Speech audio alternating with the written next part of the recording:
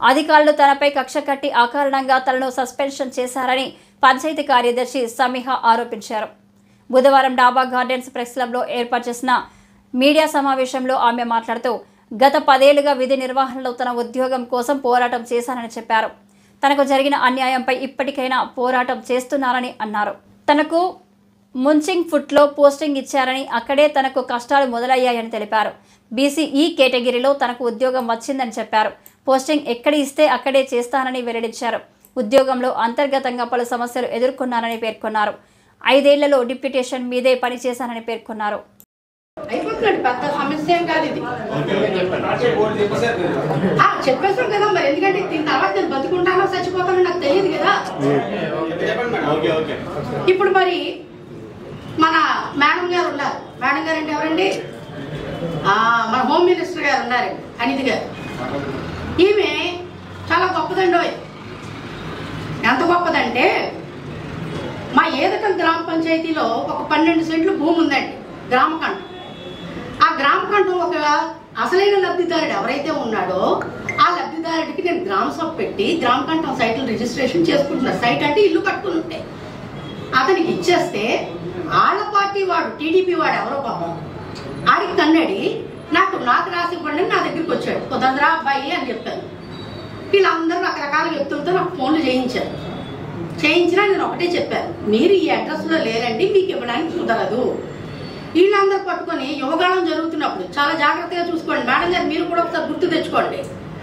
యువగాళం జరుగుతున్నప్పుడు ఏదకం గ్రామ పంచాయతీలో ఎన్ఎన్ఆర్ రెస్టారెంట్ నడుపుతున్నటువంటి నాగేశ్వరరావు అండ్ టీం వాళ్ళందరూ ముందు నన్ను విశాఖపట్నం తీసుకొచ్చారు. వాళ్ళ ఆటోలు మీ ఇంటికే తీసుకొచ్చారు. మీరు లేరు, నర్సీపట్నంలో ఉన్నారంటే మరలా నర్సీపట్నం తీసుకొచ్చారు. అయ్యన్న పాత్రుడు గారి ఇంట్లోని మీరు భోజనాల టైం, ఆ టైంలో వీళ్ళు తీసుకొచ్చి మిమ్మల్ని పరిచయం చేశారు. మీరు అడిగారు చేసేయచ్చు కదమ్మా సంతకం అని. ఎలా చేసేస్తాను? ఆల్రెడీ చేసింది నేను ఎలా చేస్తాను? నేను చేసిన సంతకం వాడు ఫోర్జరీ చేశాడు అని నాకు ఎస్పీ గారికి కంప్లైంట్ చేయమని మేడం గారు మీరే చెప్పారు. నేను చెయ్యను అని చెప్పాను. సో ఫోర్జరీ అనే వర్డ్ అక్కడ వచ్చింది కదా, అదే దాంట్లో నన్ను ఇరికించారు. ఇప్పుడు ఫోర్జరీ అన్నారు బాగుంది, ఏదైనా పోలీస్ కంప్లైంట్ ఇచ్చారా? ఫోరెన్సిక్ ల్యాబ్కి పంపించారా? మా జాహ్నవి గారే మరి, ఆవిడే మరి పోలీస్ డిపార్ట్మెంట్, ఆవిడే మరి అన్నీను. ఎంత మజిస్ట్రేట్ అయితే జడ్జి అయితే జడ్జి డైరెక్ట్గా ఇచ్చేస్తారా? పనిష్మెంట్ ఇవ్వరు కదా. నిన్న ఎవరో విలేకరు అడిగారండి, జడ్జి మజిస్ట్రేట్ కదండి. మజిస్ట్రేట్ కాదు, అక్కడ దెర్ ఇస్ ఎ ప్రొసీజర్. అయిపోయింది.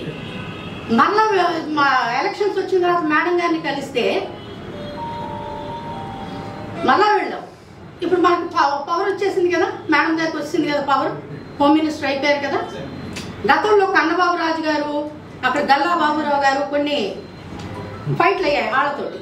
ఇప్పుడు వాళ్ళ మీద పోలీస్ కంప్లైంట్ పెట్టాలట. ఏమని పెట్టాలట? సెక్షువల్ హెరాస్మెంట్ అట. వాళ్ళు ఎవరో నాకు తెలీదు.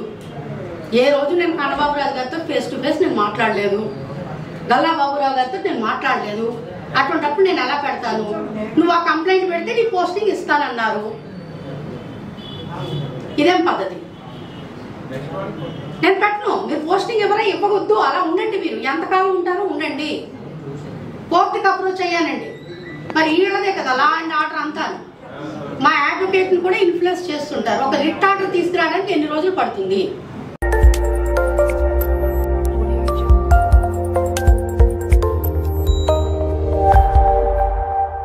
Audio Jungle.